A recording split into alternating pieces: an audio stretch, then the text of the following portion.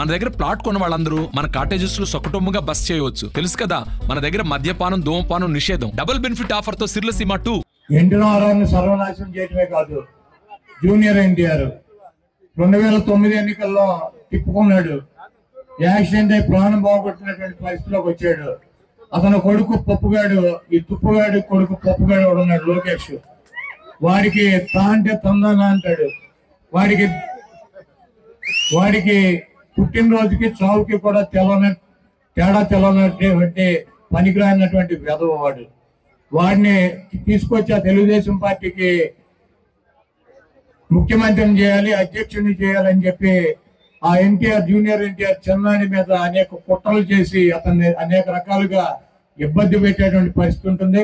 ఎన్టీఆర్ని పెద్ద ఎన్టీఆర్ని కానీ చిన్న ఎన్టీఆర్ని కానీ అభిమానించేటువంటి ప్రతి వ్యక్తి కూడా ఈ దొంగ, ఈ 420 గాడు అయినటువంటి చంద్రబాబుని గొయ్యి తీసి గోతులో కనుక పాతి పెట్టినట్లయితే ఆ పార్టీ రేపు ఎన్టీఆర్ చేతిలోకి వెళ్తుంది. కానీ ఈ పనికి మాలినటువంటి చంద్రబాబుని లోకేష్ ని గెలిపించినట్లయితే ఆ ఎన్టీఆర్ ను కూడా అనాదన చేసి ఆ ఎన్టీఆర్ ని కూడా బయటకి గెంటి ఈ పంది కుక్కలు ఈ పార్టీని ఆక్రమించుకుని పేదల పొట్ట కొట్టి వీళ్ళు సంపాదించుకుని కోటాను కోట్ల రూపాయలు సంపాదించుకుని ఈయన మద్దతుదారులు బతికేటువంటి పరిస్థితి ఉంటుంది. కాబట్టి ఎన్టీ రామారావు నిర్మాణించేటువంటి ఎన్టీఆర్ అభిమానులు కావచ్చు, రాజశేఖర రెడ్డి గారు నిర్మాణించేటువంటి రాజశేఖర రెడ్డి గారి అభిమానులు కావచ్చు, గౌతులచ్చన్న గారు చూపించినటువంటి మార్గంలో నడిచేటువంటి వ్యక్తులు కావచ్చు, డాక్టర్ బిఆర్ అంబేద్కర్ గారు చూపించినటువంటి ఆయన చూపించినటువంటి దారిలో నడిచేటువంటి జగన్మోహన్ రెడ్డి గారికి మనందరం కూడా మద్దతు ఇవ్వాల్సినటువంటి అవసరం ఉంది.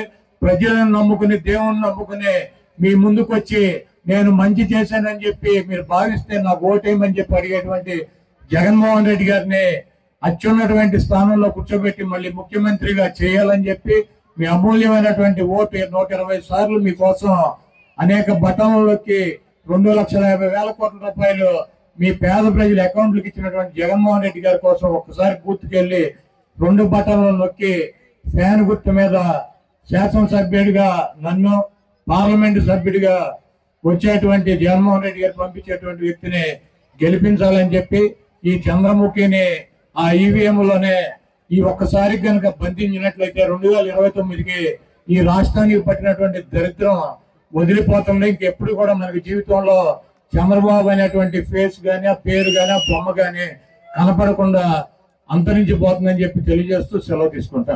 మరిన్ని వీడియోస్ కోసం ఛానల్ ని సబ్స్క్రైబ్ చేయండి. లేటెస్ట్ అప్డేట్స్ కోసం వాట్సాప్ ఛానల్ ని ఫాలో చేయండి. అండ్ లింక్ డిస్క్రిప్షన్ లో ఉంది.